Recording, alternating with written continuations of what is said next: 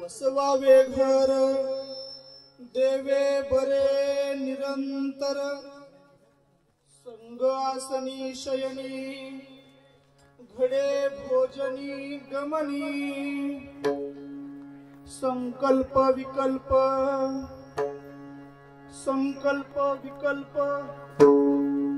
मावळोनी पुण्य पाप संग आसनी शयनी घडे भोजनी गमनी तुका म्हणे काळ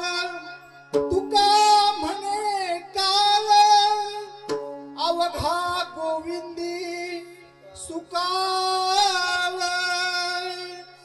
संगासनी शयनी घडे भोजनी गमनी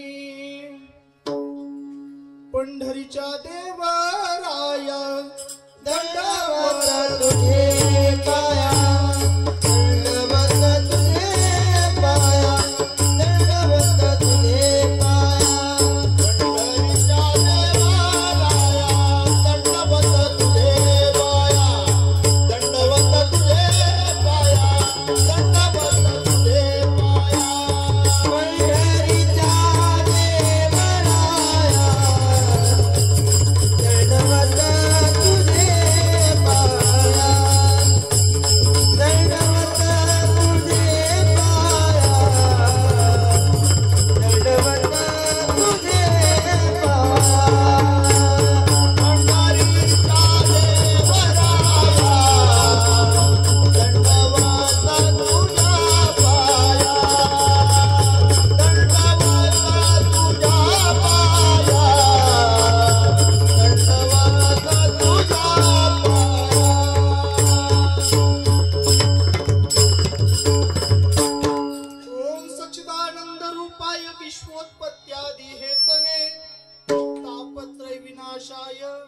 श्री कृष्णाय वयम नमः।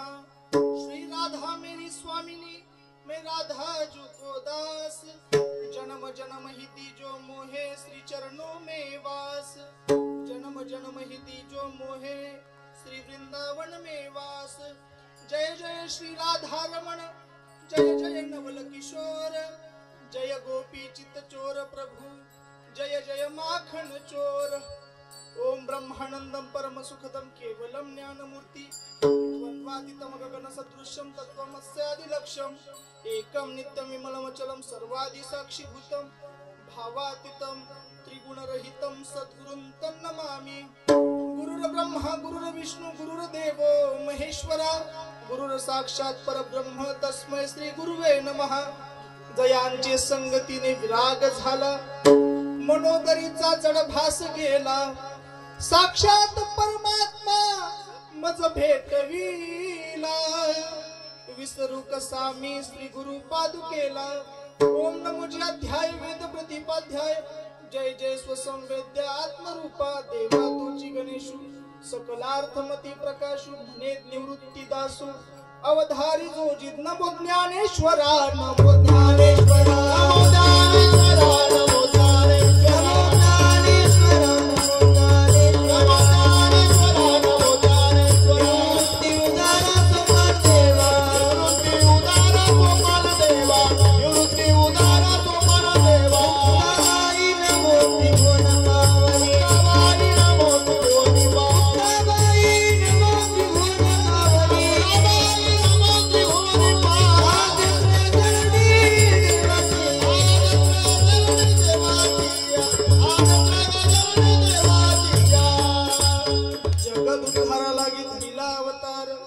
मिरविला परिवार सिद्धाईचा, वसवावे घर देवे बरे निरंतर, संग आसनी शयनी घडे भोजनी गमनी।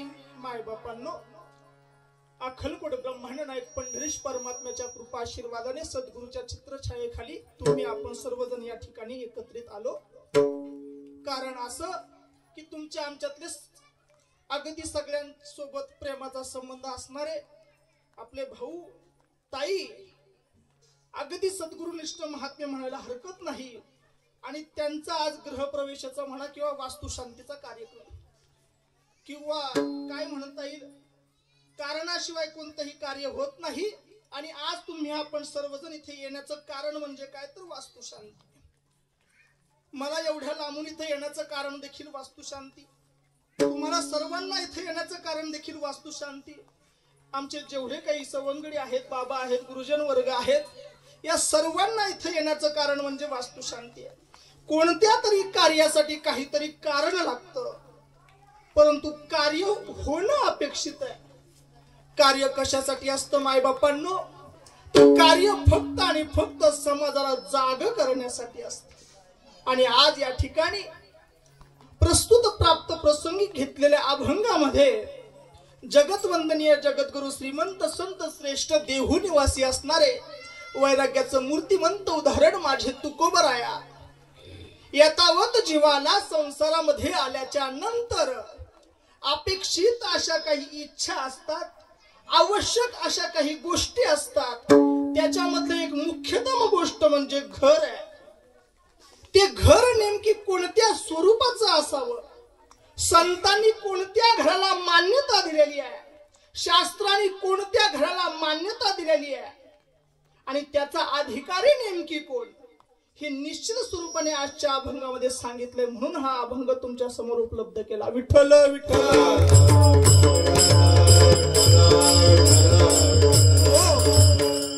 घर बांधणारे सर्वच बांधतात आईसाहेब। जगामध्ये असं कोणीही नाहीये की ज्याला निवाऱ्याला जागा नकोय। प्रत्येकाला निवाऱ्याला जागा हवी आहे, परंतु मनुष्य हा काहीतरी वेगळा प्राणी आहे। हा बुद्धिमान प्राणी आहे, हा विचार करणारा प्राणी आहे आणि हा प्राणी निरंतर काहीतरी स्वतःविषयीची अनुकूलता जास्तीत जास्त वाढेल कशी या विचाराने आपलं नियोजन प्रयोजन करत असतो बाबा। हो, शास्त्र सुद्धा सांगतं की त्या जीवाला, जो कोणता जीव आहे, जो मनुष्य योनीला आलेला आहे, त्याला अन्न वस्त्र आणि निवारा या तीन काय आहेत, मूलभूत गरजा आहे। शास्त्र सुद्धा सांगतं बरं, सरकार सुद्धा सांगतं। महाराज 1996 साली एक चित्रपट आला होता, रोटी कपडा आणि हा, म्हणजे जगामध्ये प्रचार आणि प्रसार कशाचा आहे की या तीन गोष्टी माणसाला आवश्यक आहे। पहा, काही गोष्टी आवश्यक असतात, काही गोष्टी अनावश्यक असतात आणि काही गोष्टी अत्यावश्यक असतात। आजचा जो मुद्दा आहे तो आवश्यक या प्रकरणामध्ये येतो। काय घर आहे, आवश्यक आहे ना बाबा। आपल्याला जर पोट भरायचं असेल तर अन्न लागतं, आवश्यक आहे। अंग झाकायचं असेल तर कपडे लागतात, वस्त्र लागतात, आवश्यक आहे।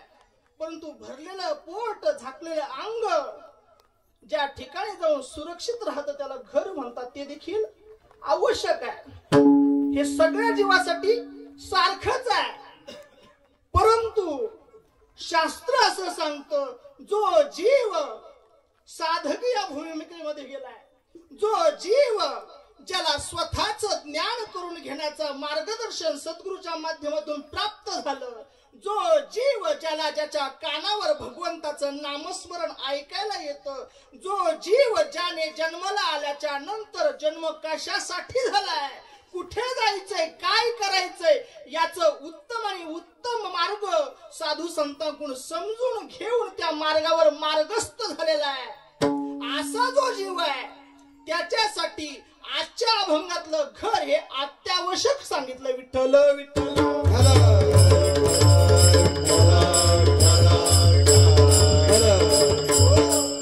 अनावश्यक गोष्टीची चर्चा करायची आवश्यकता नाही, सगळ्यांना ती माहित निश्चित स्वरूपाने माहिती आहे की नाही बाबा। म्हणजे पोट भरण्यासाठी अन्न आवश्यक लागतं। पहा, आता पंगत विंगत झाल्याच्या नंतर, पोट भरल्याच्या नंतर, 2-3 ढेकर दिल्याच्या नंतर बाबा अशी उळशीला जातात पहा, आणि गेल्याच्या नंतर वाजेवर बसतात आणि भाऊला म्हणतात काढ। आता ही काढलेली गोष्ट आवश्यक का अनावश्यक? पोट भरलंय ना, गरज आहे का? माणसाला अनावश्यक गोष्टीचा छंद जास्तच आहे बाबा, आणि त्याचं सांगायची आवश्यकता नाही. संत अत्यावश्यक गोष्टीबद्दल सांगतात. वसवावे घर देवे बरे देवे निरंतर. हो माय बाय, असं घर वसवायचं की ज्या ठिकाणी निरंतर बरा असलेला देव वास करेल. विग्रह असा होतो याचा. वसवावे घर बरे देवे निरंतर, म्हणजे बरा असलेला देव ज्या घरामध्ये वास करतो निरंतर, ते घर कसं आहे? चांगलं आहे. साधकाच्या संताच्या दृष्टीने उत्तम घर आहे. परंतु या ठिकाणी तुकोबराय नेमके आपल्याला उपदेश करतायत का मागणी मागतायत? काही समजून येत नाही. अभंगाची ओळ जर वाचली तर काही समजून येत नाही. परंतु माझी अल्पमती सद्गुरूची कृपा अशी सांगते की संत भगवंताकडे मागणी मागतायत की हे देवा, माझं जे घर आहे त्या घरामध्ये निरंतर तुझा वास असू दे. हा, जेणेकरून काय होईल? मला तुझा संग प्राप्त होईल. कारण की जर घरामध्ये जर ती व्यक्ती ती वस्तू जर नसेल तर त्याचा ना आपला संग होणं दुर्मिळ आहे ना महाराज. परंतु जर ती व्यक्ती ती वस्तू अपेक्षित असणारी गोष्ट जर आपल्या घरामध्ये निरंतर वास करणारी असेल तर संग होणं सुलभ आहे. आणि जर विश्वव्यापक भगवान परमात्मा जर माझ्या घरामध्ये निरंतर वास करणारा असेल तर त्याचा संग मला कधी कधी होईल. संग आसनी शयनी, फक्त आसनावर असल्यावर का? शयन काळी का? नाही नाही, भोजन काळी सुद्धा, गमन काळी सुद्धा जे जे कर्म मी माझ्या जीवनामध्ये करेल त्या प्रत्येक कर्म करत असताना विश्वव्यापक भगवान परमात्मा हा माझ्या जवळ असेल. आणि जर जगाला पाहिजे नसलेली गोष्ट, जगाला पाहिजे नसलेली वस्तू, जगाला ज्याची अपेक्षा आहे, विश्वामध्ये सर्वजण ज्याच्या प्राप्तीच्या साठी अनेक साधनांच्या खटपटा करतात, ती गोष्ट जर जवळ असेल तर त्या जीवाला संकल्प विकल्प शिवू शकतात का बाबा? त्या जीवाला विकार शिवू शकतात का आई? त्या जीवाला अज्ञान शिवू शकेल का बाबा? अजिबात नाही. म्हणून भगवान परमात्म्याला विशेष स्वरूपाने सांगताय, देवा तू जर माझ्या जवळ निरंतर जर असणारे असला तर माझ्या ठिकाणचे संकल्प विकल्प पाप पुण्य हे सगळे काय होतील? मावळून जातील. आणि एकदा का हे सगळे मावळले मग अंतःकरणामध्ये शिल्लक राहील तो फक्त आणि फक्त आनंद, आनंद आणि फक्त आनंद. म्हणून तुकाराम महाराज म्हणतात, तुका म्हणे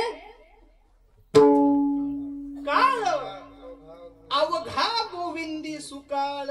हा म्हणजे माझ्या जीवनामध्ये मला सुकाळ ही भूमिका अनुभवायला भेटली कधी? ज्या वेळेस मी माझ्या घरामध्ये देवाला वसवलं तेव्हा. विठ्ठल विठ्ठल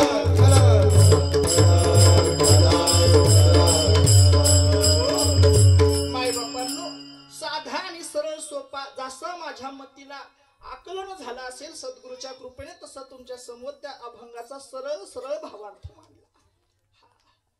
या ठिकाणी तुकोबराया सांगतायत की घरामध्ये देवाला वसवणं गरजेचं आहे. आता वसवणं, राहणं, ठेवणं ह्या तीन गोष्टी आहेत बाबा. घरामध्ये वस्तू ठेवल्या जातात, घरामध्ये वस्तू राहतात आणि घरामध्ये गोष्टी वसवल्या जातात. राहणारे आपण तुम्ही आहोत. वस्तूला आपण बळजबरी आणून ठेवलेल्या असतात, पण वसणारा मात्र स्वतःच्या इच्छेने समोरच्या हितासाठी आलेला असतो महाराज. याला वसवणे असं म्हणतात. आणि वसवण्याची जी गोष्ट असती ती ज्याच्याकडे आलेली आहे त्याच्यापेक्षा व्यापक असते बाबा. पहा, तुम्हाला माझी भाषा कळते की नाही कळते? त्याला विना म्हणतात.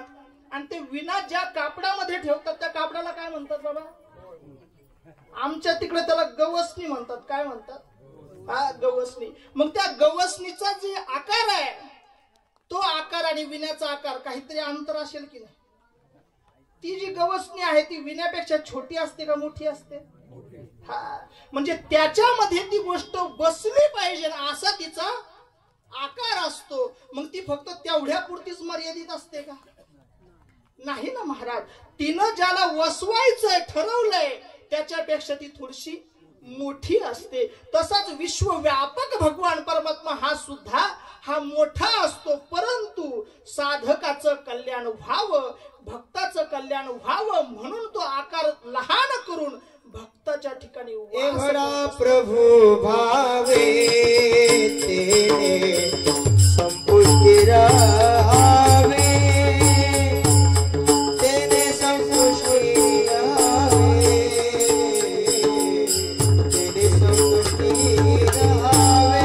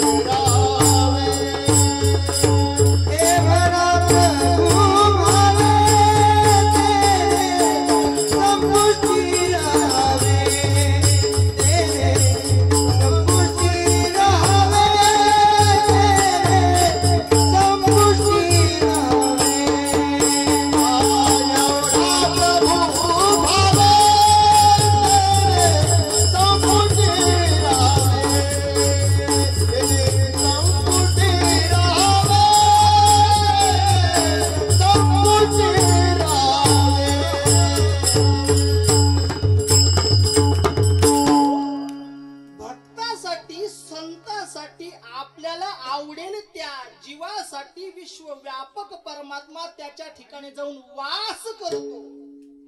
एवढा प्रभू भावे तुकोबरांचं वाक्य आहे. तेने संपुष्टी राहावे. केवढा आहे प्रभू, बोलता येणार नाही एवढा आहे. पण तो कसा झाला भक्तासाठी, संपुष्टात आला, छोटा झाला, मर्यादित झाला, पण कशासाठी, भक्तासाठी झाला. हा म्हणजे देवाला जर वसवायचं असेल तर आधी काय व्हावं लागेल, भक्त व्हावं लागेल. आणि भक्त झाल्याशिवाय देव वसू शकत. आणि भक्त जर व्हायचं असेल तर जेवढे कर्म आपण आतापर्यंत जीवनामध्ये देवा धर्माच्या नावावर करत आलो त्या कर्माने भक्त होता येईल का, नाही. भक्त जर व्हायचं असेल तर अंतःकरणामध्ये भक्ती रुजली पाहिजे. अंतःकरणामध्ये जर भक्ती रुजायची असेल तर अंतःकरणामध्ये भाव प्रगट होणं गरजेचं आहे. कारण की माऊली सांगतात, भाव बळे आकळे त्याच्याशिवाय, किंवा भावे विन भक्ती, भक्ती विन आणि बळे विना शक्ती.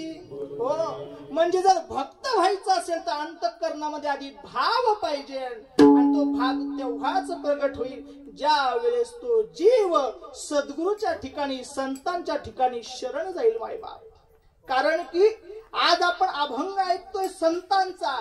संत तुम्हाला आपल्याला कोणत्या ना कोणत्या निमित्ताने उपदेश करत असतात. राजा रे, मी माझ्या घराची संकल्पना तुझ्या समोर मांडत नाहीये. विश्वामध्ये जो कोणी जीव मनुष्योनीमध्ये आलेला आहे त्या प्रत्येक मनुष्योनीमध्ये आलेल्या जीवाच्या ठिकाणी माझं घर असंच असावं यापेक्षा असावं.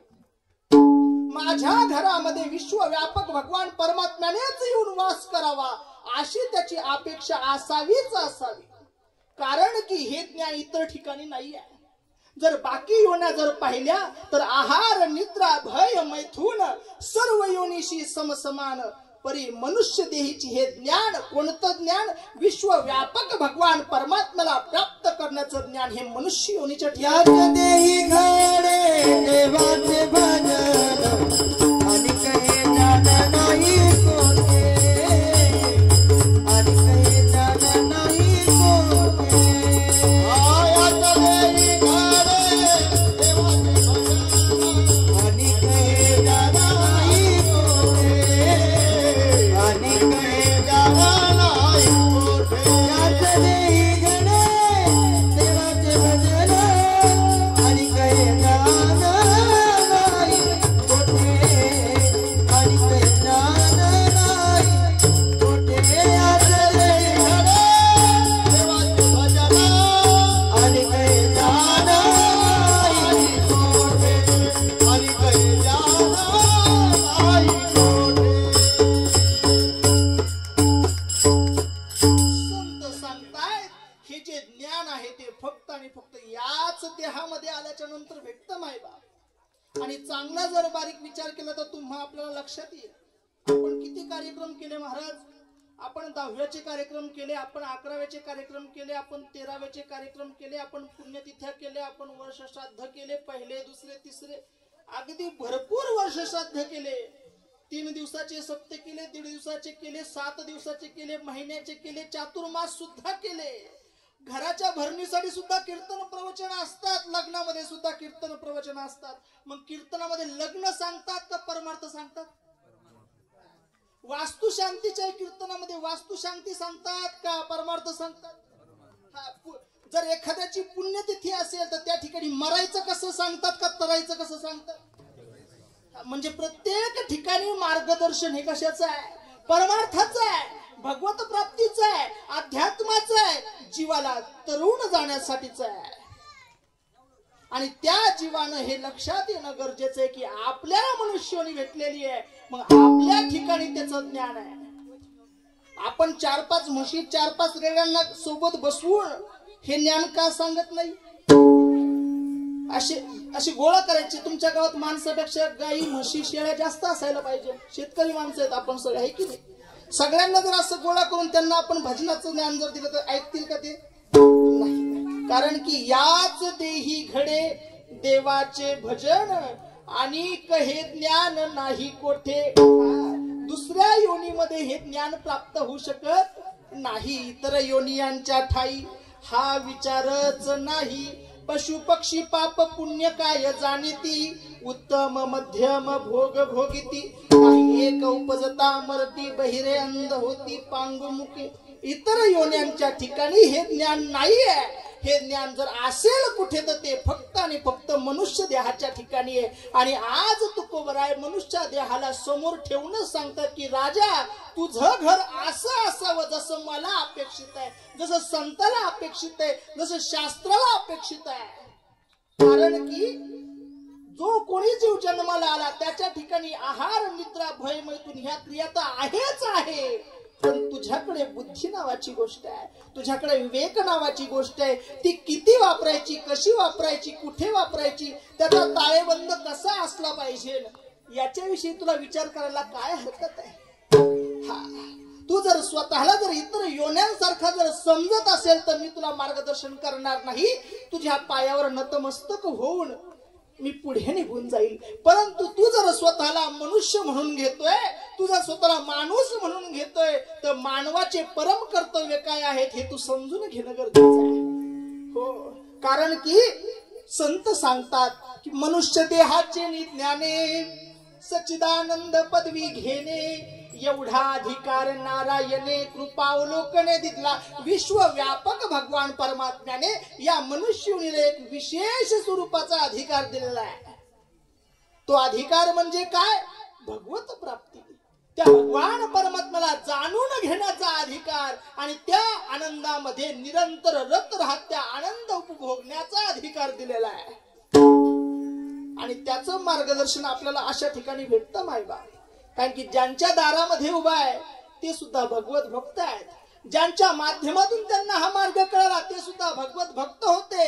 आणि त्यांच्या माध्यमातून त्यांना ज्यांनी मार्गदर्शन केलं ते सुद्धा साक्षात भगवत स्वरूप होते महाराज. म्हणजे महात्म्याच्या दारामध्ये बसून इतर गप्पा करण्यात काही एक अर्थ? आणि संत असे सांगतात जर महात्म्याचं दार आहे तर आपणही महात्मा व्हायला काही हरकत काहीच हरकत नाही ना. कारण की आपल्याला भेटलेला तो अधिकार आहे. एखादा जीव असतो ना पहा, गेल्याच्या नंतर तहसीलमध्ये जाऊन भांडणं करतो, है की नाही, जिल्हा परिषद मध्ये जाऊन भांडणं करतो, नगरपालिकेत जाऊन भांडणं करतो, मंत्रालयात जाऊन भांडणं करतो. कशासाठी करतो? माझा अधिकार आहे तो. बरोबर की नाही? पण जिथं अधिकार नाही तिथं भांडणं करतो का?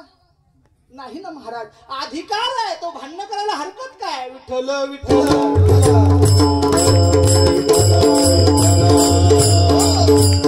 पण स्वतःचा अधिकार काय आहे हेच माहित नसल्यामुळे तो जीव भांडण करायचा अट्टहास करत.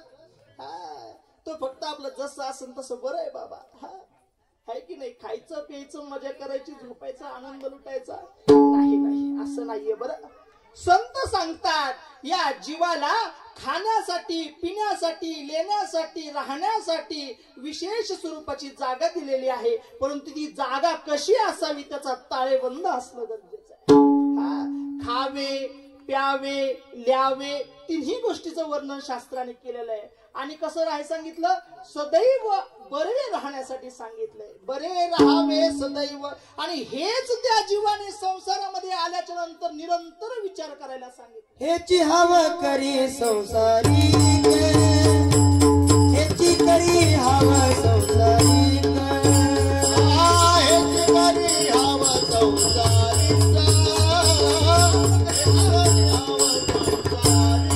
ल्यावे खावे बरे असावे सदैव, ल्यावे खावे बरे असावे सदैव, हेची करी हवा संसारी, हेची करी हवा संसारी, हेची करी हवा संसारी, हेची करी हवा संसारी. पहा, आपण संतांच्या हिशोबाने जाऊ बरं का. संत काय म्हणतात? जो संसारिक आहे तो कशाची हाव करतो, कशाची आस करतो, कशाची इच्छा करतो, तर त्याला खायला, प्यायला, राहायला कसं असावं, चांगलं असावं याची करतो महाराज. परंतु समाजामध्ये वावरत असताना संतांनी त्या गोष्टीला सुद्धा नियमावली लावलेली आहे. कसं खावं, किती खावं आणि नेमकी काय खावं माणसाला ते कळत. इथे भरपूर जण असतील महाराज त्या गोष्टीमधले, मला तिकडे घुसायचं नाहीये. काय खावं माहीत, कसं खावं माहीत, किती खावं माहीत नाही ना महाराज. काहीच माहीत नाही. किती कमवावं हेही माहीत नाही, कसं कमवावं हेही माहीत नाही, आणि कमवलेलं कुठं घालावं हे सुद्धा माहीत. अरे काय कपडे परिधान करावे हे सुद्धा माहीत. कोणते घालावे, कुठे घालावे, कसे घालावे हे सुद्धा माहीत. काहीच माहित नाही महाराज समाजाला. म्हणून संतांना कपडे घालण्यापासून शिकवावं लागतं समाजाला. युक्त आहार विहार, युक्त आहार विहार, देव इंद्रियासी सारा, देव इंद्रियासी सारा, नसावी पासर निद्रा बहुभाषण, निद्रा बहुभाषण, नसावी पासर निद्रा बहुभाषण.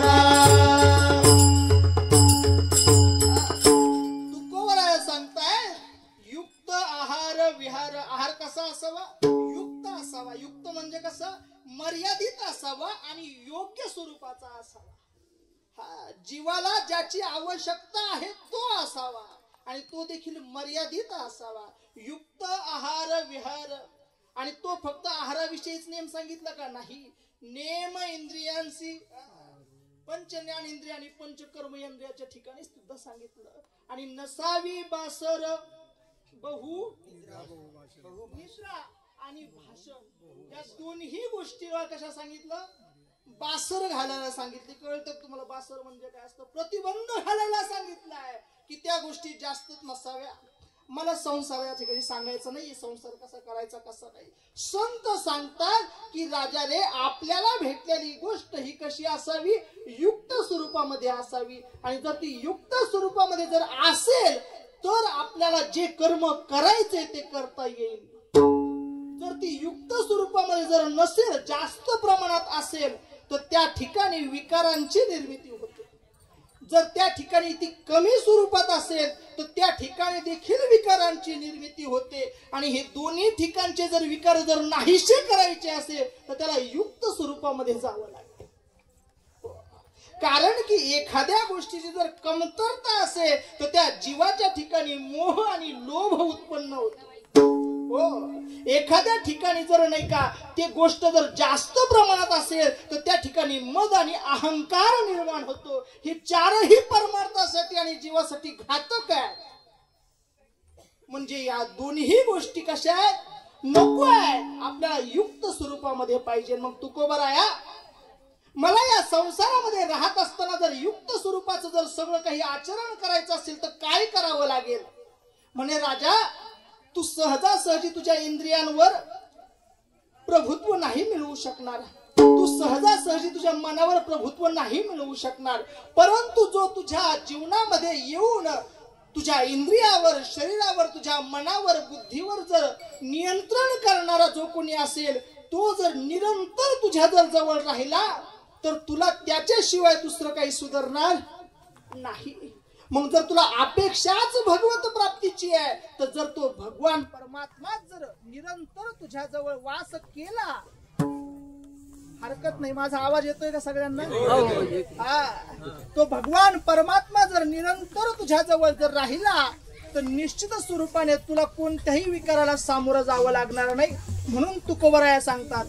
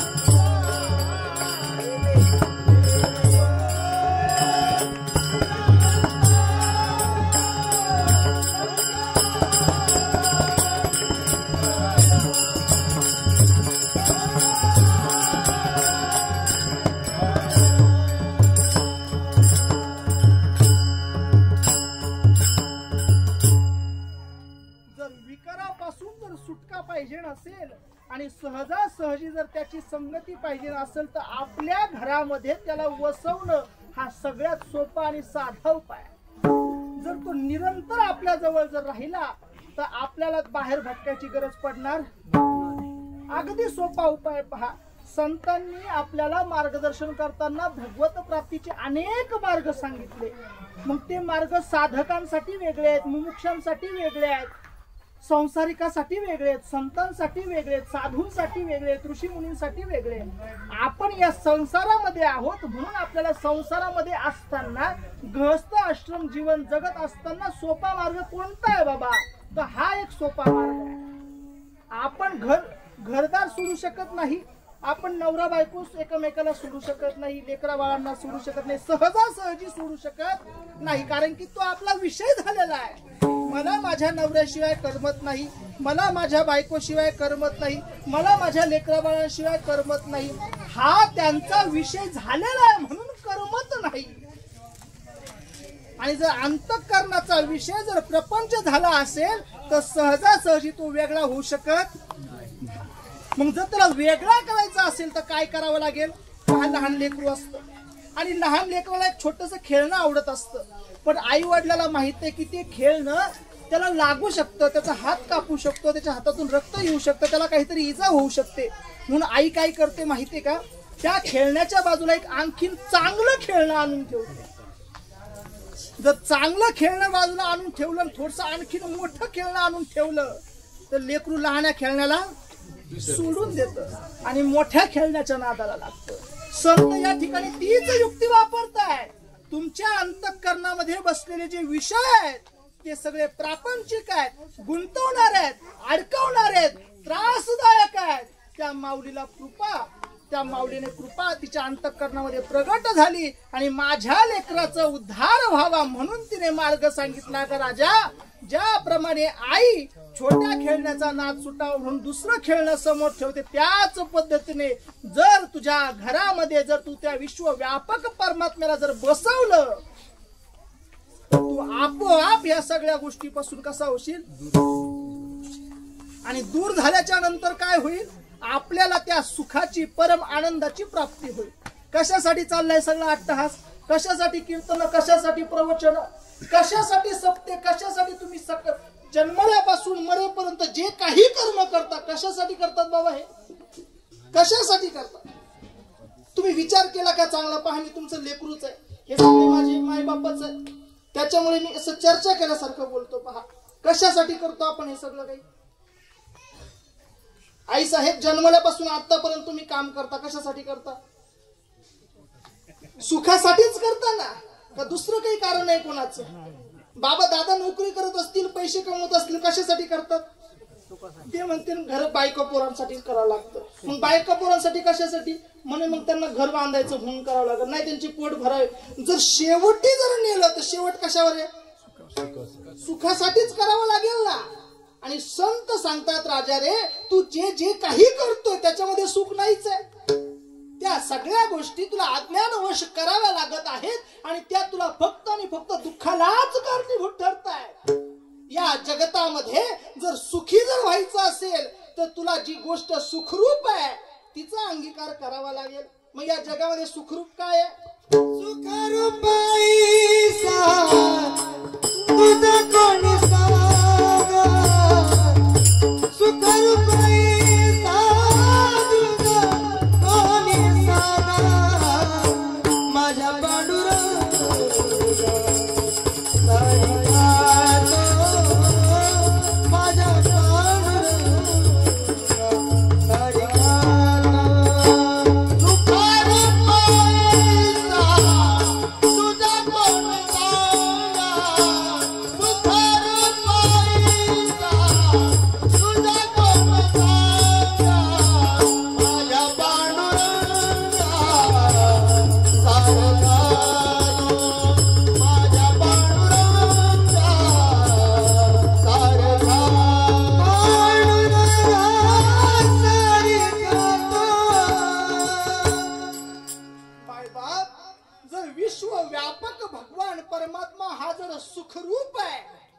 संतांच्या बोलण्यावर तुमचा विश्वास आहे का?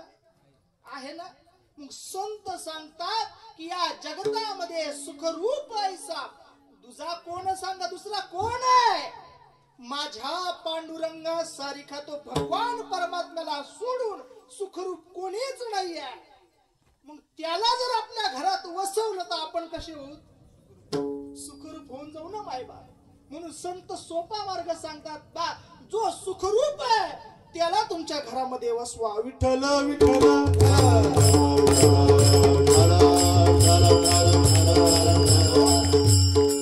आणि त्याला एकदा का वसवलं रे वसवलं महाराज, मग पहा आपण देखील सुखरूप होऊन जाऊ. का? कारण की तो मुळात सुखरूप आहे. आपण त्याला म्हणतो ना महाराज, सच्चिदानंद रूपाय विश्वोत्पत्त्यादी हेतवे तापत्रय विनाशाय. अरे ज्याला आपण आपल्या घरामध्ये वसवण्याची तयारी करतोय तो कसा आहे?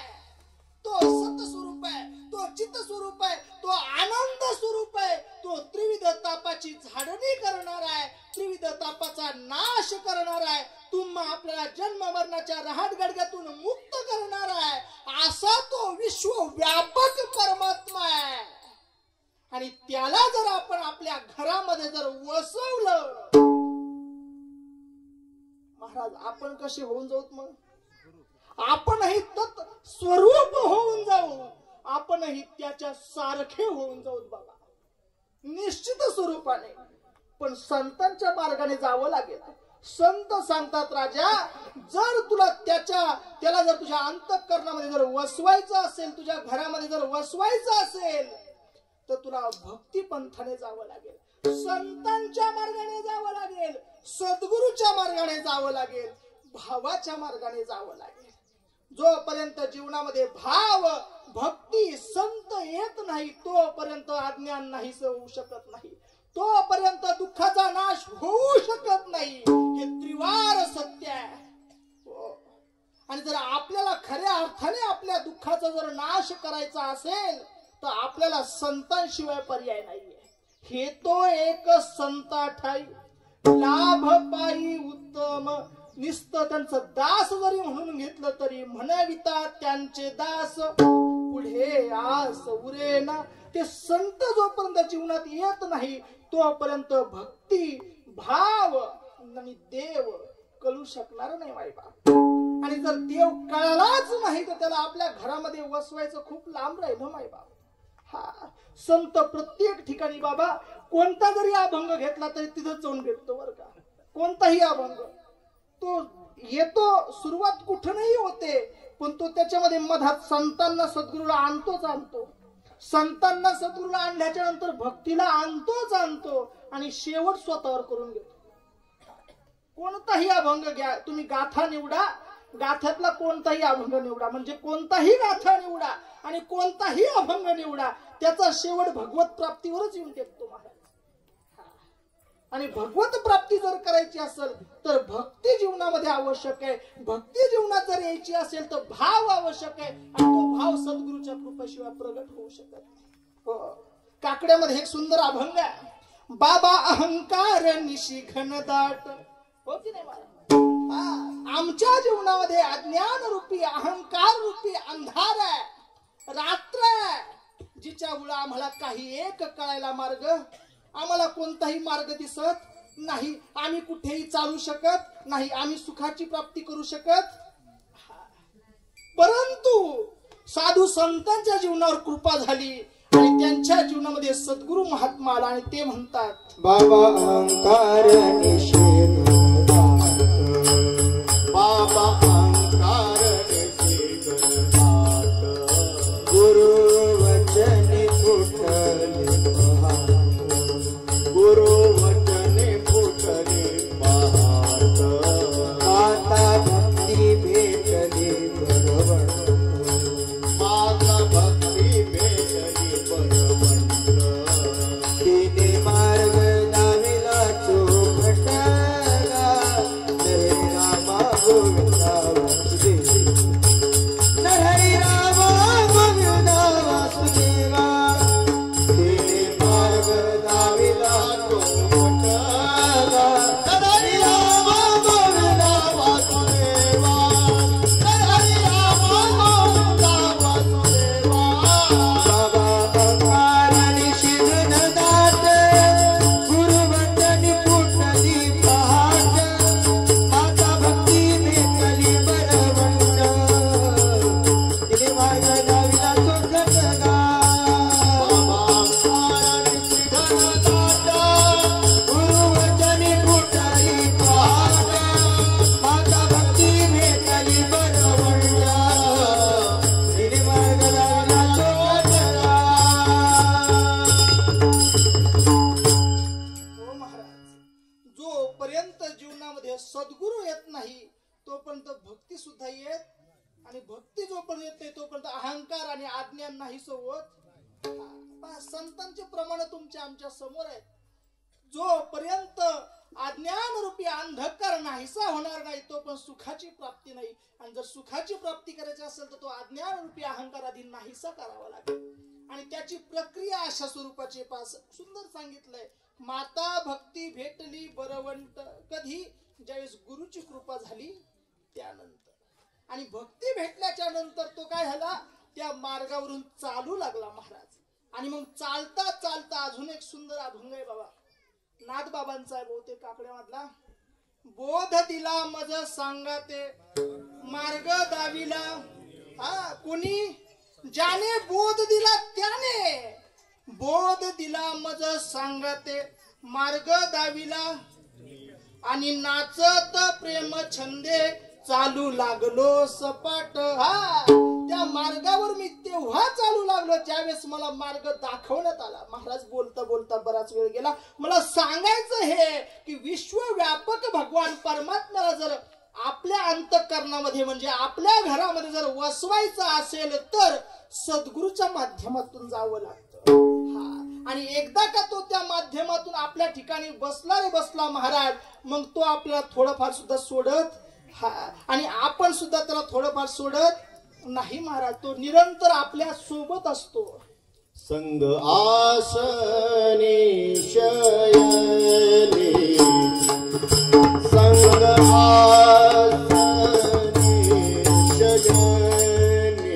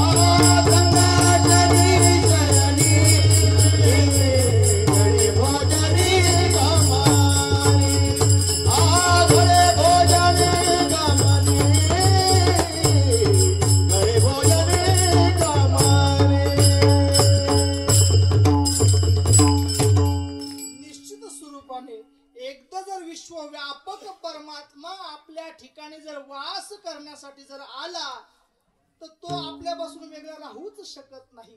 त्याचा संग आपल्याला निरंतर वारंवार होत राहणार.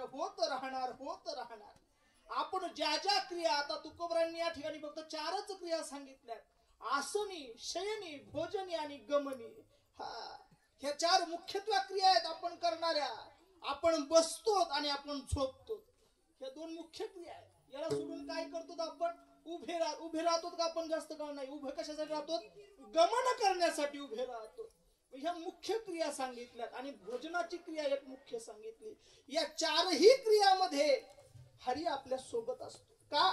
ह्या 4ही क्रियामध्ये आपण विकाराला आपल्या आतमध्ये प्रवेश देण्यासाठी तयार असतो महाराज. म्हणून या 4ही मुख्य क्रियांमध्ये तो आपल्या संग राहतो, जेणेकरून विकारांचा प्रवेश आपल्यामध्ये होत नाही.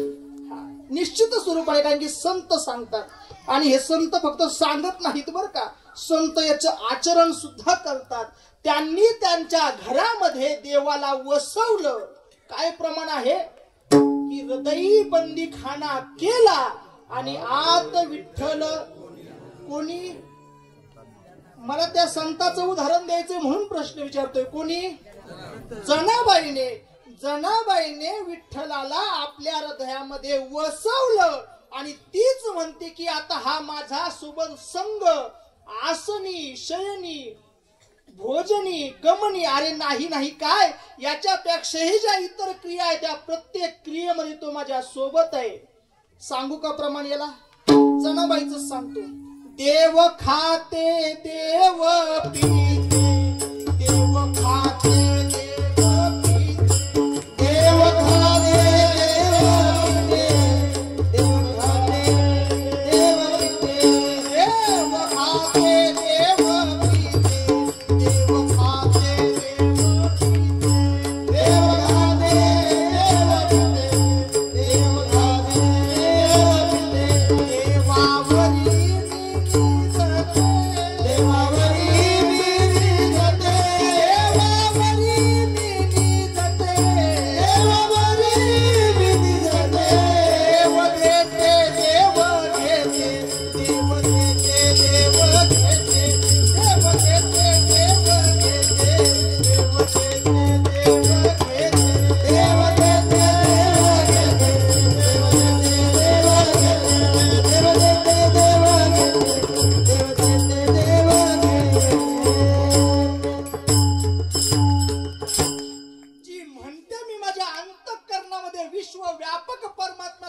कोंडलं ती म्हणते मी फक्त कोंडलं नाही, तो प्रत्येक व्यवहारामध्ये तो माझ्या सोबत आहे. देव खाते देव पिते, देव देते देव घेते, देवावरी मी निजते, देवासवे व्यवहारिते.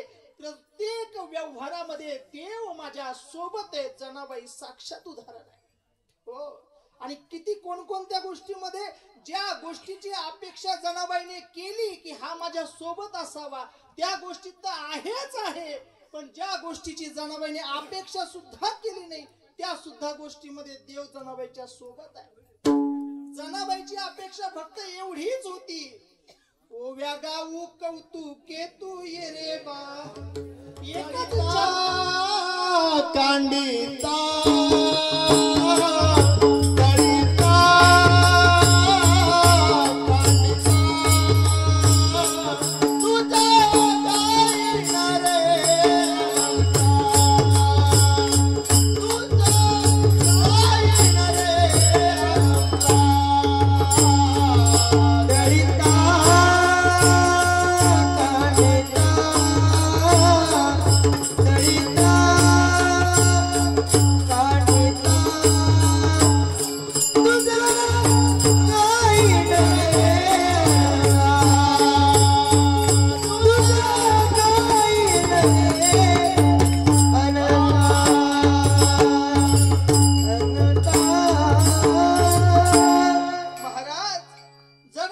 फक्त एकच इच्छा, देवा अरे या 14 जणांचं कुटुंब माझ्या ठिकाणी आहे आणि मला यांची सेवा करायची आहे. यांच्यासाठी उठून सकाळी सकाळी मला दळण करायला लागतं. माझ्याकडून ते सहजासहजी शक्य होत नाही आणि त्यात मी तुझं चिंतन करते. माझं सगळं लक्ष तुझ्या ठिकाणी लागून जातं. देवा माझ्याकडून हे काम पूर्ण होत नाही. माझ्याकडून संतांची अपमान होतो, संतांची अवहेलना होते, संतांचं कार्य माझ्याकडून पूर्ण होत नाही. तू ये आणि मला एवढं कार्य करण्यासाठी मदत कर. जनाबाईची फक्त एवढीच अपेक्षा आहे बाबा, काय की तू ये आणि मला दळ काढू लाग फक्त बस. पण भगवंताने भक्ताच्या इच्छेप्रमाणे त्या कार्यासाठी तर आलाच आला, पण ज्यासाठी इच्छा दाखवली नाही त्या कारणासाठी सुद्धा आला. हा, तो जनाबाईचं शेण उचलू लागला. काय प्रमाणे माहिती का बाबा, झाड लोट करी जणी केर भरी चक्रपाणी. हो महाराज, तो भगवान परमात्मा पाठीमागे केर भरतोय, समजत जनाबाई समोर झाडून घेतीये.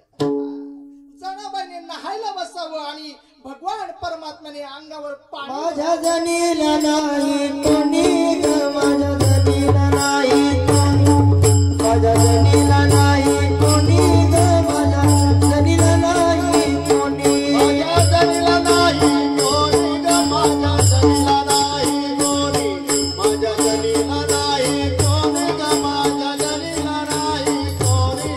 धाव घाली चक्रपाणी, धाव घाली चक्रपाणी, धाव घाली चक्रपाणी, धाव घाली चक्रपाणी. हाती घेऊन आश्री, हाती घेऊन आश्री, हाती घेऊन आश्री, हाती घेऊन आश्री. हात घेऊन आश्री, हात घेऊन आश्री, हात घेऊन आश्री, हात घेऊन आश्री. चोरी चोरी चक्रपाणी, चोरी चोरी चक्रपाणी, चोरी चोरी चक्रपाणी,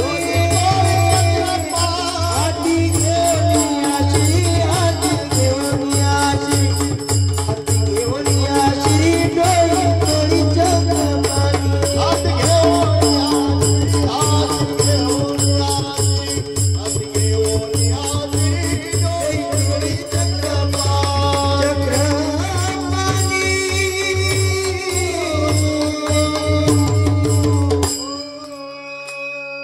हो महाराज, पहा बरं, संतांच्या जीवनातले उदाहरण आहेत. संतांनी देवाला अंतःकरणामध्ये वसवलं आणि देव त्याच्या घरी काम करू लागला. अपेक्षित पण आणि अनपेक्षित सुद्धा दोनही काम करायला लागला. म्हणे महाराज, जनाबाई तो स्त्री होती, अबला होती, तिच्यावर खूप जणांची जबाबदारी होती, त्याच्यामुळे त्याने तिचे काम केले असावेत. नाही बरं, नाही. अजून एका संताचं उदाहरण देणार मी माझ्या सेवेला या ठिकाणी पूर्ण विराम देणार आहे. महाराज अगदी पुराण काळापासून सगळ्या आजोबा पंजोबापासून संपत्ती प्राप्त झालेला एक महात्मा, आणि तो महात्मा अगदी आपल्या घरामध्ये तरी सणावाराला पूर्णाच्या पोळ्या वाहतात. महाराज त्याच्या घरामध्ये रोज पूर्णाचा स्वयंपाक असायचा, रोज. आणि जास्त माणसं नाही घरामध्ये बरं का, फक्त 4 ते 5 माणसं फक्त महाराज. परंतु त्याने मात्र हृदयामध्ये अंतःकरणामध्ये भगवान परमात्म्याला वसवलं. महाराज ओळखिला हरी जेने जिही हृदय मंदिरी, साठविला हरी जिही हृदय मंदिरी, त्याची सरली एरझार झाला सफल व्यापार. कोण महात्मा? ज्याने हरीला ओळखलं, ओळखिला हरी धन्य तो संसारी, आणि मोक्ष त्याचे घरी सिद्धी सहित. अशा महात्म्याने भगवान परमात्म्याला ओळखलं, जाणलं संतांच्या साधूच्या कृपेने, आणि स्वतःच्या घरामध्ये वसवलं. तो देव त्याच्या घरामध्ये राहून कावडीने पाणी भरायला तयार झाला. हे पाणी ज्या घरी चक्र पाणी,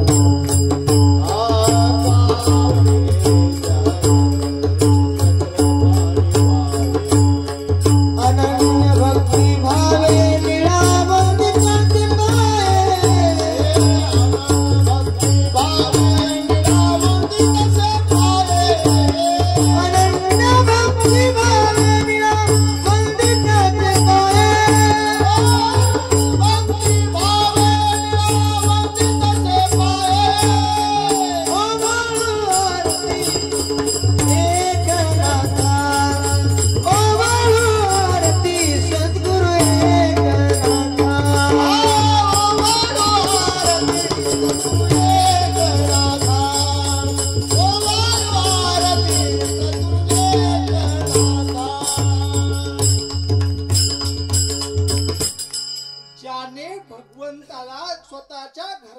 वसवलं त्याचे उदाहरण चाललेत बरं का.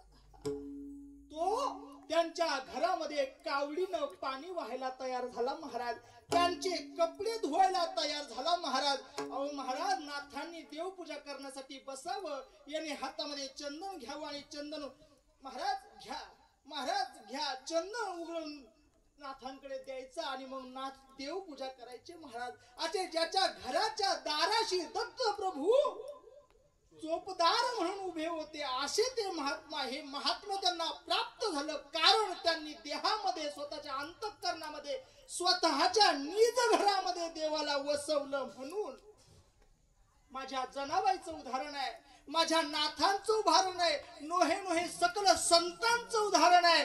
त्यांनी देवाला ओळखलं, जाणलं, संतांच्या साधूच्या कृपेने त्याच्याशी संबंध जोडून घेतला आणि नंतर त्या देवाची त्याच्यावर विशेष कृपा झाली की देव निरंतर त्याच्या सोबत राहू लागला. अजून काय पाहिजे महाराज आपल्याला? जर भगवान परमात्म्याचा संग आपल्याला निरंतर जर प्राप्त होत असेल तर निश्चित स्वरूपाने अजून दुसरं काहीच नकोय, कारण की याच्यासाठीच जन्म भेटलाय. आणि हे जर मिळालं तर दुसरं काही एक करायचं आता नाही. येणे जाणे सहज खुंटले बोलणे. हो महाराज या उक्तीला आपण प्राप्त झाल्याशिवाय राहणार नाही. परंतु तुकोबरायांना कोणीतरी प्रश्न विचारलेला असावा, हे सगळं खरंच आहे का? असं होऊ शकतं का? कारण की तुकोबरायांच्या काळामध्ये जास्त अराजकता माजली होती बाबा. कारण की आधीचा जर ज्ञानोबरायांचा जर काळ पाहिला तर सगळे संत मंडळी एकत्रित होती, कोणावरही आक्षेप घ्यायला कोणीही उभा. एकदा ज्यावेळेस ज्ञानोबरायांची प्रसिद्धी झाली ना, नंतर कोणी आडवं नाही आलं बरं का त्यांना, कोणीच आडवं नाही आलं त्यांना. जोपर्यंत नव्हते प्रसिद्ध झालेले तोपर्यंत सगळेच आडवं येण्याचा प्रयत्न करायचे. परंतु ज्या वेळेस ज्ञानोबराया, निवृत्तीदादा, सोपन काका, गोरोबा काका, नामदेव महाराज, नरहरी सोनार, चोखामेळा सगळे आदी करून संत मंडळी एकत्रित झाली, ही मांदियाळी, कुणीही आक्षेप घ्यायला तयार. सगळे नतमस्तक व्हायचे महाराज त्यांच्या समोर. परंतु तुकोबरायांच्या काळामध्ये थोडीशी अराजकता, तुकोबरायांनी काहीही बोलावं आणि समोरच्याने त्याच्यावर आक्षेप घ्यावा. खरंच हे असं होऊ शकतं का? खरंच तुम्ही जे म्हणताय ते खरं आहे का? तुम्ही जे लिहिताय ते खरं आहे का? हो, तुकोबराय शास्त्राचे पुरावे देऊ देऊ समजून सांगायचे. राजा, पुराण काळामध्ये अर्जुनाने अशा अशा स्वरूपाची भक्ती केली आणि भगवान परमात्म्याने त्याचा रथ हाकलेला. हो, उद्धवाने अशा अशा स्वरूपाची भक्ती केली, भगवान परमात्म्याने स्वतःच्या ताटातला घास त्या उद्धवाला भरवलेला. अनेक शास्त्रांचे उदाहरण देऊन तुकोबरायने त्या समाजाला समजून सांगितलं. महाराज म्हणे, तुकोबराय म्हणले, तुम्ही आता जास्त संकल्प विकल्प काढू नका, जास्त पाप पुण्याच्या गोष्टी करू नका. तुम्हाला साधा आणि सोपा मार्ग सांगतो. जर देवाला जर वसवलं तर तो निरंतर तुमच्या सोबत राहील आणि तुम्हाला काय खरं आहे, काय खोट आहे, काय सुख आहे, काय दुःख आहे, काय पाप आहे, काय पुण्य, या सगळ्याचा न्याय निवाडा एकाच ठिकाणी होऊन जाईल.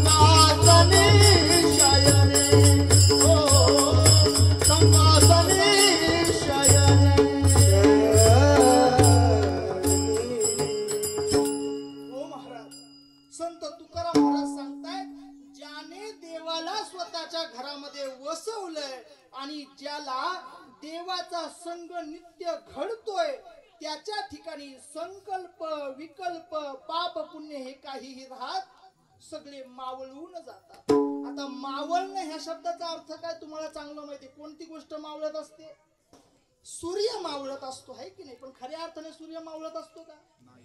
सूर्य कधी उगवतही नाही आणि कधी मावळतही. परंतु संसारिकाची भाषा काय? सूर्य उगवला आणि सूर्य म्हणजे जी मावळण्याची जी भ्रांती आहे ती या ठिकाणी तुकोबराय दाखवतायत की तुझ्या ठिकाणी अज्ञानाची जी भ्रांती आहे, तुझ्या ठिकाणी पाप पुण्याची जी भ्रांती आहे, तुझ्या ठिकाणी सुख दुःखाची जी भ्रांती आहे ती कशी होते? त्या सूर्याप्रमाणे मावळून जाते. आणि मावळणं तेव्हाच होतं ज्यावेळेस प्रकाश नाहीचा, म्हणजे प्रकाश गेला म्हणजे मावळला असं म्हणतो की नाही आपण, आहे की नाही? आणि प्रकाश आला म्हणजे उजेडला असं म्हणतो. ज्या ठिकाणी ज्ञानाचा प्रकाश आला त्या ठिकाणी उजेडलं आणि ज्या ठिकाणी ज्ञान नाहीच झालं तिथं म्हणजे ती गोष्ट नष्ट झाली, म्हणजे ती मावळते. आणि ती उदयाला आली म्हणजे ती उगवते बाबा थोडक्यात. मग या ठिकाणी कशाचं मावळणं आलंय? या ठिकाणी पाप पुण्याचं, सुख दुःखाचं, संकल्प विकल्पाचं मावळणं आलंय. म्हणजे काय झालं? ही गोष्ट नाहीशी झाली, याला मावळणं म्हणतात. मावळणं या शब्दाचा अर्थ की ती आता दिशेनाशी झाली, आता ती त्या ठिकाणी नाहीये. पण हे कधी शक्य होईल माहितीये का? ज्या वेळेस त्या ठिकाणी ज्ञानाचा प्रकाश उदयाला येईल त्याच वेळेस. पहा, शास्त्रामध्ये याला सुंदर अशा पद्धतीने सांगितलंय. मला फक्त वेळ सांगा, किती वेळ करायचा? अजून 15. ठीक आहे. शास्त्राने सुंदर पद्धतीने सांगितलंय बाबा. ह्या अभंग मला पाठ सुद्धा नव्हता बरं का अभंग घेताना, पण म्हटलं आमच्या दादांनी एवढं सुंदर असं घर बांधलंय. मग आम्ही गाडीमध्ये येता येता चर्चा करत होतो की हा अभंग घ्यायचाय, पण पाठच नाही म्हणलं. मग असं पाहिलं आणि मग त्याच्यामध्ये मला हे 3रं चरण जास्त आवडलं. म्हणलं या ठिकाणी संकल्प विकल्प पाप पुण्याच्या गोष्टी आलेल्या आहेत, आपल्याला थोडस वेदांत मांडता येईल या ठिकाणी. संकल्प आणि विकल्प या ठिकाणी नाथबाबा भाष्य करतात. जो देहाभिमानी आहे, जो देहवृत्तीवर आरूढ आहे त्याच्या ठिकाणी संकल्पाची उत्पत्ती आहे. जो धनाच्या ठिकाणी, संपत्तीच्या ठिकाणी, मदाच्या ठिकाणी आरूढ आहे त्याच्या ठिकाणी विकल्पाची उत्पत्ती आहे. म्हणजे संकल्प पुढे निर्माण होतो. जर जीव हा देहबुद्धीवर आरूढ असेल तर त्या ठिकाणी संकल्प आहे. आणि जो स्वरूपाच्या ठिकाणी आहे तो निर्विकल्प स्थितीमध्ये आहे. हो महाराज, नाथबाबा सुंदर भाष्य करतात, मला आता ओव्या सांगता येणार नाहीत, आपल्याकडे वेळेची मर्यादा आहे. मग ह्या संकल्पही मावळायचा आहे आणि विकल्पाचंही मावळणं करायचं असेल तर त्या ठिकाणी त्या साधकाला स्वरूप सिद्धी प्राप्त झाली पाहिजे. ज्या ठिकाणी साधकाला स्वरूप सिद्धी प्राप्त होते त्या ठिकाणी संकल्प आणि विकल्पाचा दोघांचाही नाश होतो. संकल्प आणि विकल्पाचा नाश म्हणजे नाथबाबांच्या भाषेमध्ये देहबुद्धीचा नाश होतो, आत्मबुद्धीचा नाश होतो, मी माझे पण हरपून जाते आणि ते नाहीस झाल्याच्या नंतर त्या जीवाला खऱ्या अर्थाने स्वरूपाच्या ठिकाणी रममान होता येते. जर त्याच्या ठिकाणी देहबुद्धी आहे, अहम बुद्धी आहे, मम बुद्धी आहे, ममता बुद्धी आहे तर त्याच्या ठिकाणी दुःख आहे. ज्ञानोबराया सांगतात, अहम ममतेच्या लवड सवडी माते न पवती रे बापुडी, म्हणून जन्म मरणाचे दुथडी डवळू ते ठेली. म्हणजे जीवाच्या ठिकाणी जर अहंता आणि ममता असेल तो त्या ठिकाणी जन्म मरणाच्या रहाट गाडग्यामध्ये गुंतत जातो आणि संकल्प विकल्प हे त्याच्याच ठिकाणी निर्माण होतात. पण जो साधू आहे, जो संत आहे, ज्याची वृत्ती एकाकार झालेली आहे, ज्याने स्वतःच्या अंतःकरणामध्ये घरामध्ये निज देहामध्ये विश्वव्यापक परमात्म्याला भरलेला आहे, त्याची संकल्प विकल्प स्थिती मावळल्याशिवाय राहत नाही. आणि त्या स्थितीला गेल्याच्या नंतर जर संकल्पच नाहीये म्हणजे पुण्याला जन्माला घालणारही कोणी नाहीये, विकल्पही नाहीये म्हणजे पापाला जन्माला घालणारही कोणीच नाहीये, त्या ठिकाणी पाप पुण्य असतील तरी कशी. म्हणून तुकोबराय छाती ठोकून सांगतात, तुका म्हणे आम्ही झालो अग्निरूप आणि लागो निधी पाप पुण्य अंगा, आमच्या अंगाला पाप पुण्य लागू शकत नाही. का? कारण की आमची वृत्ती ही देहबुद्धीवर नसून स्वरूपाच्या ठिकाणी आहे. मग शास्त्र सांगतं, जर जीवाला जर स्वतःची अंतःकरण वृत्ती जर स्वरूपाच्या ठिकाणी जर लावायची असेल तर काय करावं लागेल.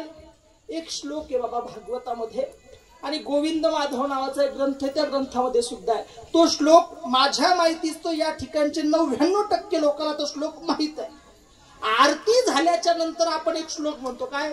कायेन वाचा मनसेंद्रियत्वा बुद्ध्यात्मना वा प्रकृती स्वभाव करोमि यज्ञं सकलं परस्मै नारायणाय समर्पयामि.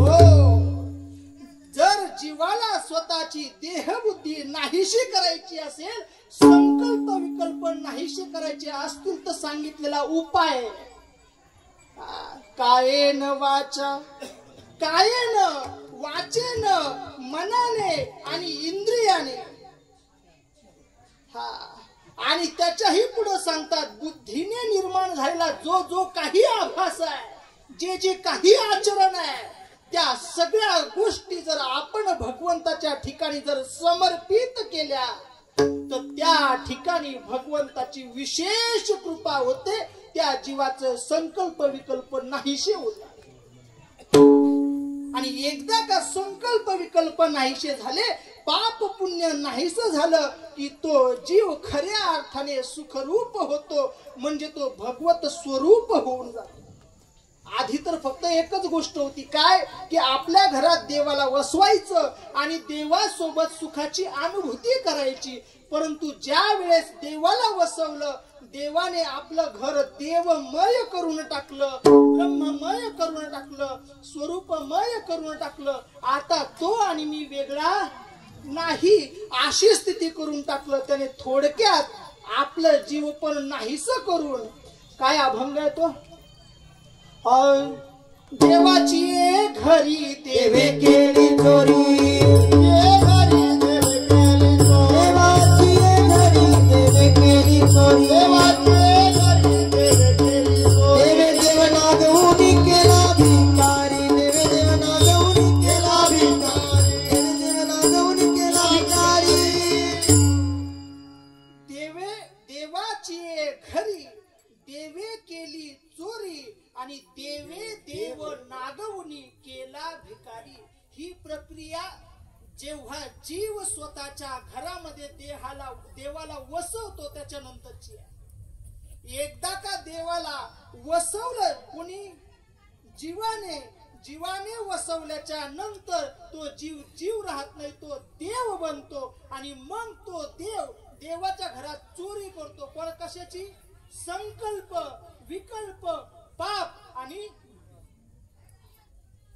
संकल्प, विकल्प, पाप, पुण्याची चोरी झाल्याच्या नंतर त्याच्या अंतःकरणामध्ये कोणत्याही स्वरूपाचा विकार शिल्लक राहत नाही. तुका म्हणे देह भरिला विठ्ठले, काम क्रोध केले घररे, ते सगळे काही विकार नाहीसे करून त्या जीवाला देवाच्या भूमिकेमध्ये नेऊन बसवतात. त्याला पूर्णतः नागव करतात, म्हणजे स्वतः सारखं बनवतात. आणि तो कसा आहे? आनंद स्वरूप आहे. त्याच पद्धतीने ज्या जीवाने अंतःकरणामध्ये निज घरामध्ये देवाला वसवलं तो सुद्धा देवमय होतो. म्हणजे कसा होतो? आनंदमय होतो. अभंगाचं शेवटचं चरण. तुका म्हणे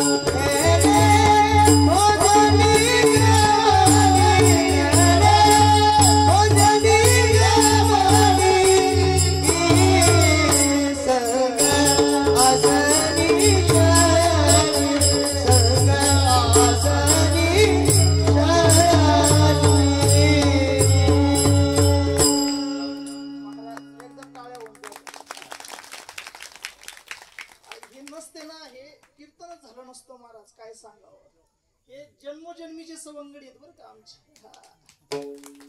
भगवान परमात्म्याचं सुंदर असं भजन करू आणि आपण सेवेला इथं पूर्ण विराम देऊ. हळूहळू एकदा असे हात मस्त पैकी आहेत ना सगळ्यांकडे हात, नाही काही रुबार कुमारी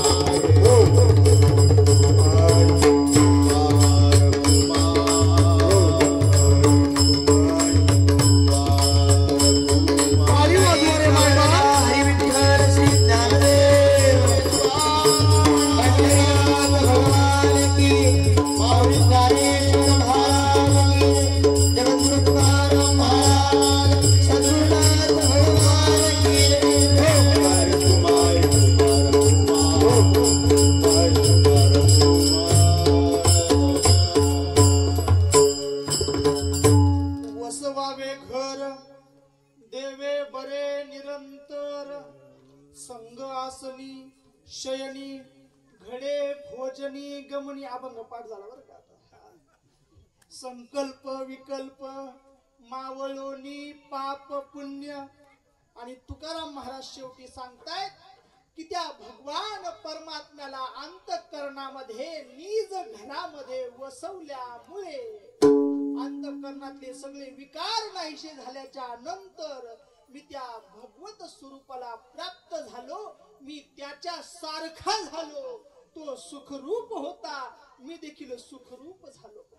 आणि मी सुखरूप झाल्यामुळे माझा जो काही काळ आहे पुढचा किंवा आत्ताचा तो सगळा काळ माझा कसा झाला, गोविंदमय झाला. आणि तो सगळा काळ सुकाळ स्वरूपाचा झाला. सुकाळ म्हणजे कसा, चांगला झाला. आता संत व्यापक आहेत, संतांचे विचार सुद्धा व्यापक आहेत, पण शब्द मात्र ठोकळे आहेत बाबा. शब्दांना संतांचं व्यापकत्व मांडता येत. संतांना जो मांडायचा विचार आहे तो शब्दामध्ये मांडताच येऊ शकत नाही बाबा. पण समाजाला माहित असलेले शब्द संत त्याच्यामध्ये घुसवतात. आणि समाजाला काय कळतं, त्यांना सुकाळ जीवन पाहिजे, चांगलं जीवन पाहिजे. ते कधी शक्य होईल, ज्यावेळेस सगळे विकार नाहीसे होऊन त्या जीवाचं अंतःकरण भगवतमय होईल, तेव्हाच ही गोष्ट शक्य आहे. आणि त्याच बळावर हे म्हटल्यावर आपण दोन उदाहरणं पाहिले. एक जनाबाईचं पाहिलं, एक नाथरायांचं पाहिलं. जनाबाईंच्या जीवनामध्ये देखील सुकाळ आहे, जनाबाईंच्या जीवनामध्ये देखील आनंद आहे, जनाबाईच्या जीवनामध्ये देखील भगवंतमय वातावरण आहे. नाथांच्या जीवनामध्ये देखील भगवंतमय वातावरण आहे. नोहे नोहे नाथांच्या घरी निरंतर भगवान परमात्मा वास करतोय. पण जर शेवटच्या चरणाची जर संगती लावली की असा कोणता संत आहे की ज्याच्या जीवनामध्ये भगवान परमात्म्याला निज घरामध्ये वसवल्याच्या नंतर त्याचा सगळाच काळ हा सुखमय झाला आहे का बाबा एखादं प्रमाण, की असा कोणता संत आहे की ज्याच्या जीवनामध्ये संतांची साधूची कृपा झाल्याच्या नंतर त्याचा सगळाच काळ, आणि काळच काय महाराज, ज्या ज्या गोष्टी त्याच्या जीवनामध्ये आहे त्या सगळ्याच गोष्टी सुखमय झाल्या आहे. निश्चित स्वरूपाने आहे माझ्या ज्ञानोबरायांनी म्हणावं महाराज, अवघाची संसार सुखाचा कशाच्या बळावर म्हटले ज्ञानोबराया, कारण की स्वतःच्या अंतःकरणामध्ये निज देहामध्ये निज घरामध्ये देवाला वसवलं आहे म्हणून म्हणताय. आणि म्हणून त्या जगामध्ये संसारामध्ये सगळ्या विश्वाला सुखमय म्हणण्याची ताकद फक्त ज्ञानोबरायामध्ये आहे, फक्त ज्ञानोबरायामध्ये. का, कारण की ते सुखरूप स्वयं झाले आणि नंतर विश्वाला सुखरूप पद्धतीने पाहू लागले महाराज. मुक्ताबाईचं ताटीच्या प्रकरणामध्ये देखील एक वाक्य आहे ज्ञानोबांसाठी, सुख सागर आपण व्हावे जग म्हणतात. आईसाहेब म्हणतात, राजा तुला जगाला सुख द्यायचे, जगाला सुखमय बनायचंय, तुला आधी सुखमय व्हावं लागेल, तुला सुखाचा सागर व्हावं लागेल. आणि ज्या वेळेस तू सुखाचा सागर होशील त्याच वेळेस तू जगाला निववू शकशील, जगाचं पोट भरू शकशील, जगाला शांत करू शकशील. महाराज बोलता बोलता बराच वेळ गेला. सांगायचं एवढंच आहे की ज्या संतांच्या जीवनामध्ये सद्गुरूची संतांची कृपा झाली त्यांनी त्यांच्या देहामध्ये निज घरामध्ये देवाला वसवलं आणि ते देवमय झाले, सुखरूप झाले. ज्ञानेश्वर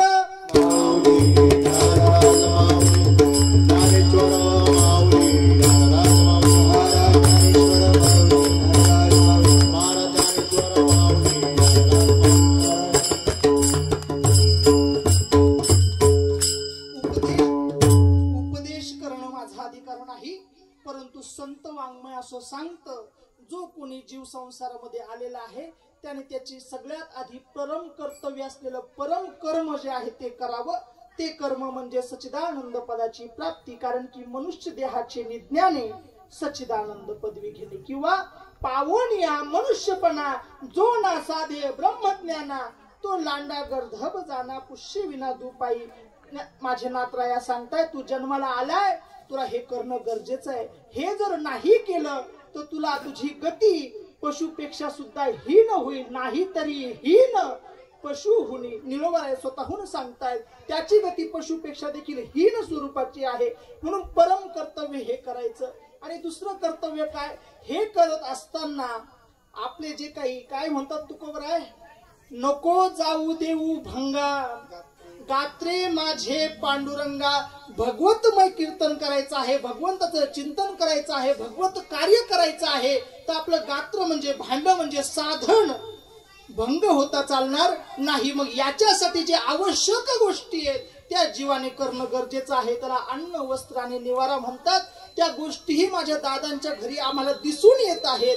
पण त्या गोष्टी करत असताना देखील संत सांगतात, आता घरही बांधलंय, घरामध्ये माणसं देखील आहेत, त्या माणसांचं पोट भरावं लागेल, ते पोट भरण्यासाठी धन कमवावं लागेल. संत त्याच्यासाठीही उपदेश करतात, जोडून या धन उत्तम. म्हणजे जो जीव साधक या भूमिकेमध्ये आलाय, ज्याने संतांची शरणागती पत्करली, त्याने शास्त्रविरोधी कोणतंही कर्म करू नये. त्याने धनाचं अर्जन सुद्धा शास्त्रमतीनेच करावं आणि संसार देखील शास्त्रमतीनेच करावं. त्याला भगवत प्राप्ती झाल्याशिवाय राहणार नाही. बोलता बोलता बराच वेळ गेला. झालेली सेवा सद्गुरु महात्म्याच्या चरणी, संत श्रीपाद बाबा, संत रामदास बाबा महात्म्याच्या चरणी, जगतवंदनीय तुकोबराया ज्ञानोबरायांच्या चरणी समर्पित करतो. माझे सगळे सवंगडी ज्यांनी अगदी मला लहानाचं मोठं केलं, या गळ्याला आवाज दिला, या तोंडाला वाणी दिली, ज्याने ह्या तोंडातून शब्द काढण्याची ताकद दिली असते, सगळेच महात्मे या ठिकाणी उभे आहेत. त्या सगळ्यांच्या चरणावर नतमस्तक होतो. यांनी माझ्या तोंडाला वाणी दिली, यांनी त्या पखवादाच्या तोंडाला वाणी दिली, त्याच्यातून सुंदर सुंदर बोल काढून आपल्या कीर्तनाला अगदी रंगत आणली, अशा आमच्या महाराजांच्या देखील चरणावर नतमस्तक होतो. पेटी मास्तर साहेब, आमचे विनेकरी बाबा, सगळ्यांच्या चरणावर नतमस्तक होतो. सगळे आलेले श्रोते, तुम्ही सर्वजण भगवतमय आहात, भगवत स्वरूप आहात. स्वतःच्या स्वरूपाला फक्त काजळी आलेली आहे, विसर पडलेला आहे. सद्गुरूच्या कृपेने काजळी बाजूला करा, सुखरूप होऊन जा. जय विठ्ठल, जय हरी.